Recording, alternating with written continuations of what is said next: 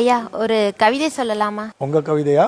நான் எழுதுனது. என் தங்கச்சிக்காண்டி. என் பின்னே பிறந்தாலும் என் முன்னே வழிகாட்டும் அன்பு தோழி, தாயின் அரவணைப்பையும் தந்தையின் அறிவுரையும் ஒரு சேர தந்திடும் என் அன்பு தோழி. தொலைக்காட்சி பார்க்கும் பொழுது தொல்லை தருவாள், அலைபேசி பேசும் பொழுது அருகிலேயே இருப்பாள். என் முகம் பார்க்கும் கண்ணாடியாய் நிற்பாள், என் அகம் பேசுவதையும் கண்டு உணர்வாள். அதட்டும் பொழுது அக்காவாய் நிற்பாள், அழும் பொழுது குழந்தையாய் தெரிவாள். வீட்டு பாடம் செய்ய சுணங்கினாலும் வீட்டு வேலை செய்ய இணங்கிடுவாள். பொழுதெல்லாம் போர் செய்வாள், அவளின்றி என் பொழுதும் நகராது செய்திடுவாள். என் பெயரை அதிகம் உச்சரிப்பதும் அவள்தான், என் தவறுகளை எச்சரிப்பதும் அவள்தான். எனக்கு துணையாய் என் தாய் பெற்றெடுத்த என் நிரந்தர தோழியும் அவள்தான். என்னை எந்நேரமும் இம்சித்து வாழும் என் இனிய எதிரியும் அவள்தான். அவனின்றி அணுவும் நகராது, அவளின்றி என் பொழுதும் விடியாது. அவளே என் சகோதரி, என் வாழ்வின் மாதிரி. அட்டகாசமா இருக்கு, ரொம்ப அழகா இருக்கு.